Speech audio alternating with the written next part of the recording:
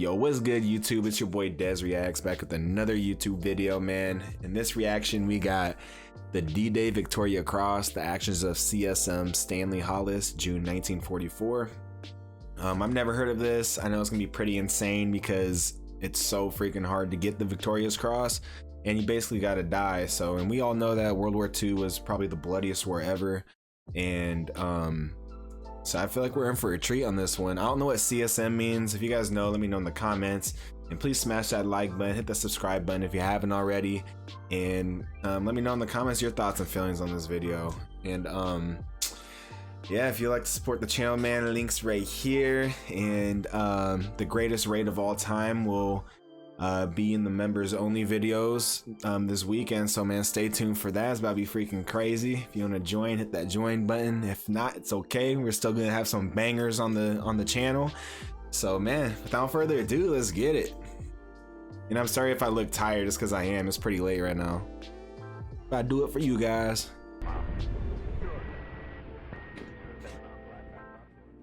Oh man, and you guys are freaking killing it, man. Appreciate almost 2.6 thousand subs, man. And we're almost at 3,000. Trying to get that by October. I feel like we could do it, man. Please smash that like button, share it, and let's get it.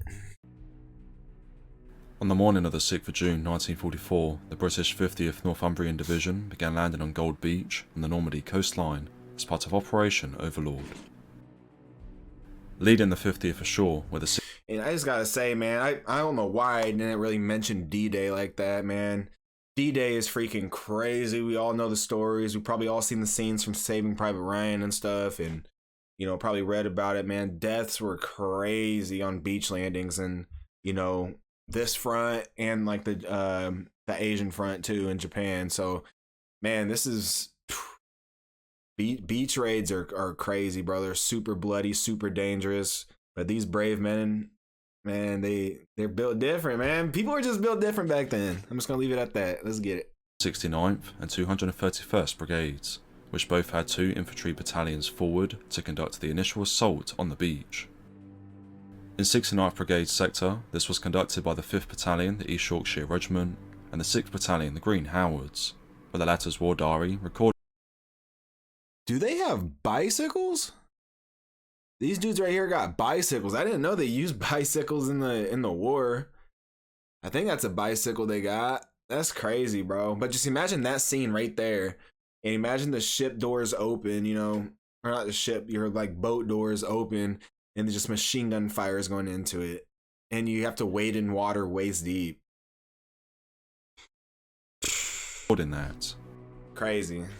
The landing craft made their hazardous dash from the mainland in a sea that did not favour a landing so important, whilst Allied cruisers and destroyers heavily engaged enemy shore batteries. As 0737 A and D companies, being the forward companies, assaulted the beach.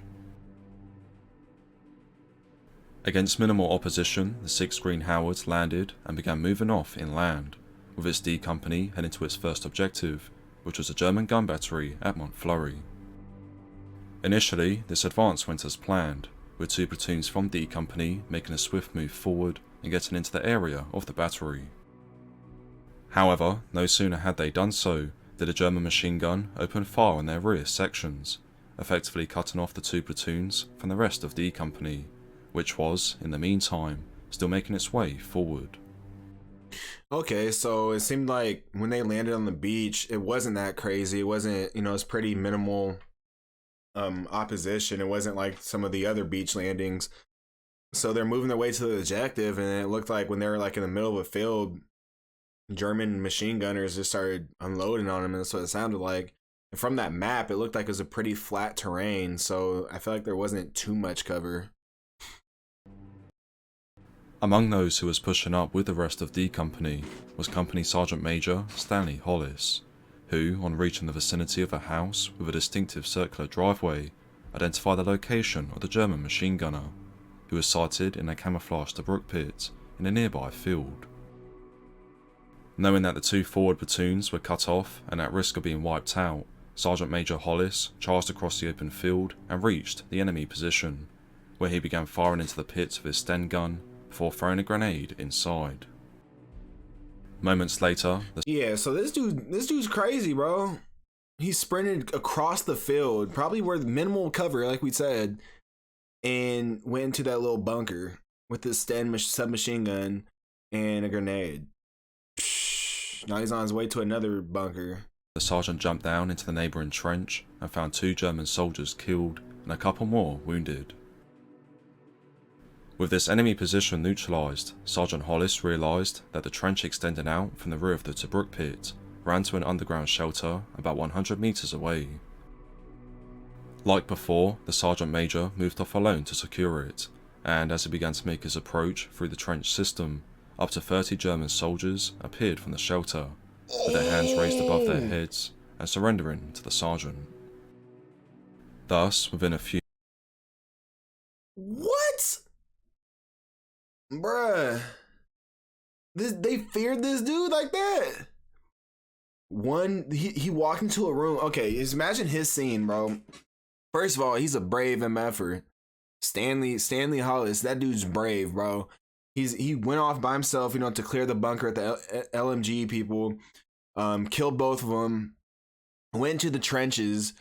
Found like a little underground area, and he turns the corner basically, and there's 30 Germans inside the room, and he's by himself, and they're raising their hands to surrender. Oh, I bet you he probably damn near messed himself. I mean, I'm just gonna keep it a buck. I mean, he probably thought he was dead, and he was like, "Oh God, okay, well they're surrendering. God is good." Man, let me know what you guys think in the comments, bro. You think he was scared? Like, oh shoot, I'm probably gonna die, man. There's 30 of these dudes in here. Where you think that he was just like, all cool about it? few minutes, Company Sergeant Major Stanley Hollis has single-handedly secured the German strongpoint, and in doing so, he enabled the rest of D Company to continue forward and secure the Montfleury gun battery, with a 6-screen Howard's War Diary noting: D Company attacked the heavily concreted gun positions in area of Montfleury. The storming of this position was highly successful, and the battalion suffered surprisingly low casualties. Following the capture of the gun battery, the 6-screen Howards continued to expand the beachhead, with elements securing another German strongpoint near Mouvaines, prior to the battalion focusing its attention on the village of Crépon. On approaching the outskirts of the village, German gunfire temporarily halted the battalion, and in the early afternoon of the 6th of June, D Company, with support from A Company, was tasked with securing the village. Again, Company Sergeant Major Stanley Hollis was at the forefront of this clearance, when he and a platoon of infantry were tasked with clearing a farmhouse on the village's western edge. On arriving at this objective, the platoon successfully cleared the farmhouse without incident, after which the... I didn't realize how much farmland France had. I'm assuming this is France, correct? And I didn't realize that there's so much farmland in France. That's... Eesh. The platoon made its way outside and into the adjacent fields, where, as Sergeant Major Stanley Hollis recalls, I was leading the platoon along this alleyway when I took a careful look round this corner, and straight away a shot and a bullet hit the wall. Now I got back pretty smartly, stood for a few seconds, then had another look round. Peering round the wall for a second time, the sergeant spotted a camouflaged German field gun with supporting machine guns sighted in a nearby hedgerow. Immediately, Sergeant Major Hollis returned to the farmhouse, grabbed a Piat, before making his way back to the alleyway with an additional 9 to 10 soldiers. Okay, so I mean, that's pretty crazy. He literally peeked around the corner, bullet went and hit the wall right next to him, collected himself for a second, and looked again. Like, I mean, this dude obviously wasn't scared to get shot. He already been through the ringer, and he's just like, man, I gotta get my guys to safety. We gotta capture this joint.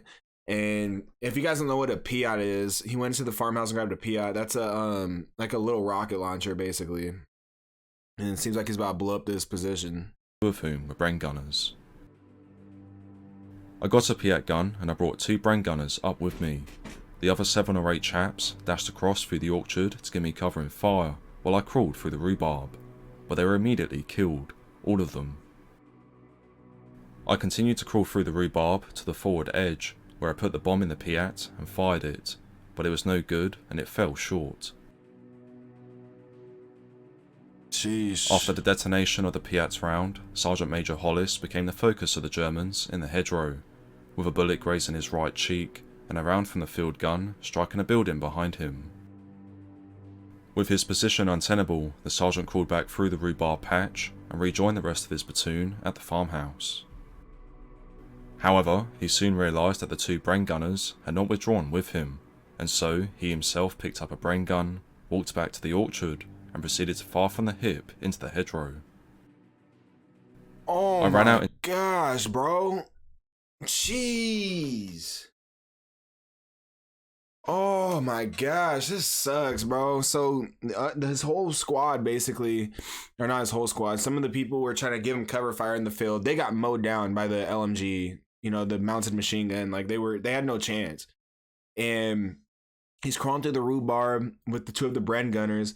And I'm pretty sure he said that one of them might have died, or they might have died or something. So he grabbed the Bren, which is a light machine gun, and was just hip firing. He wasn't even aiming. He was just hip firing at the position, walking towards it or running towards it, bro. After he got shot in his cheek, or it grazed his cheek, bro. This dude, man, he's a badass, bro. Jeez. Into the Most people, if they got shot in the mouth, bro, they're gonna call it quits. Orchard with the Bren, firing it from my hip, and I shot up the far hedge. At the same time, I shouted to those two lads to come back. They did, and by the time I'd emptied the magazine of the Bren gun, they were able to make it back to the farmhouse.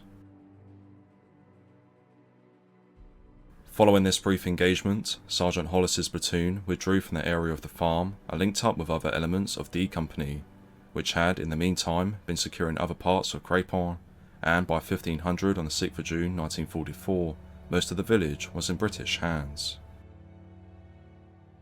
The capture of Crépin opened up the centre line for the 6th Green Howards, who, by day's end, were established in the area just west of Saint Gabriel, having advanced roughly 9 kilometres inland from Gold Beach.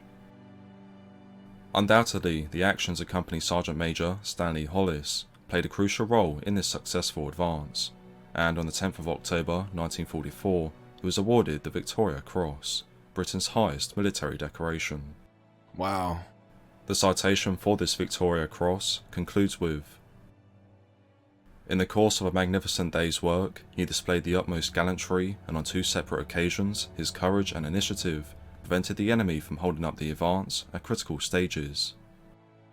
It was largely through his heroism and resource that the company's objectives were gained, and casualties were not heavier." Oh, 100%. Because as soon as they got off the beach, bro, you know, he sprinted across the field. I mean, just hear this dude's story. With this, probably like in a few hours' time. They get on the beach, they storm, you know, the first little bunker area. There's a light machine gun, you know, suppressing fire on them, shooting at them, and he sprints across the field with his grenade and Sten gun. Throws the grenade in the bunker, kills 2 people in the trench, gets down in the trench, and then he's like, okay, I'm just going to keep going, make sure everything's all good. He's going through the trenches, finds like a little underground little area. Somehow, I don't know what he said to him, bro. I don't know if the Germans are just scared like crazy about to the Brits or something, but one man made 30 Germans surrender. Then they pushed to the next village, and they capture it because of him, because he was smart. Like, he kept advancing forward, was absolutely brave, peeking his head around, almost getting shot, looking back, see exactly where it's at, coordinating his men exactly where to go. And then, I mean, his men got killed, you know, God forbid, but it ended up working out, and the casualties were way down because of him. Think about if he didn't cross that field and they just tried like fighting from the distance, you know, like his whole platoon has probably got wiped out. Like, man, saved a lot of lives.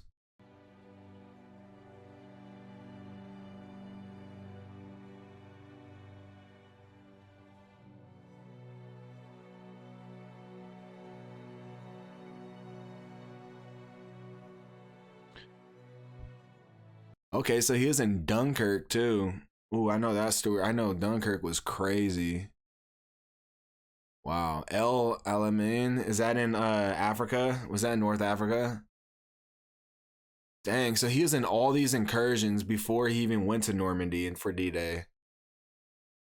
He was wounded for the 4th time in 1944 and evacuated to Britain, bro. Man, he's a man that wanted to go down on his shield, if you guys know what that means. Like, this dude was tough.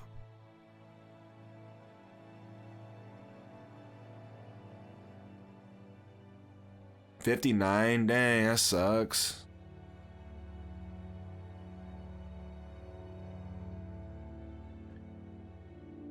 So if he was 59 to 72, bro, he was, yeah, he was decently young during the war, like in his 30s, like early 30s. But man, bro, that's pretty crazy. If you guys like these Liveth Forevermore videos, man, go check his channel out, man. It's awesome. And let me know in the comments if you guys want to see some more of these videos. If you guys enjoyed the content, please smash that like button, hit the subscribe button. Please leave a comment on whether videos you guys want me to react to, or you know, your guys' thoughts and feelings on this video. Do you guys think he deserved the Victorious Cross or not? Let me know, because, you know, obviously we heard some even crazier stories than this one with some of the VC winners. So I mean, let me know your guys' thoughts on it. I think he personally deserved it. I mean, that's pretty crazy. One man making 30 people surrender is unheard of. So yeah, let me know what you guys think in the comments, man. If you guys want to support the channel, it's right here. You want to join, be a member, you guys can. Love y'all, man. See you on the next video. Peace.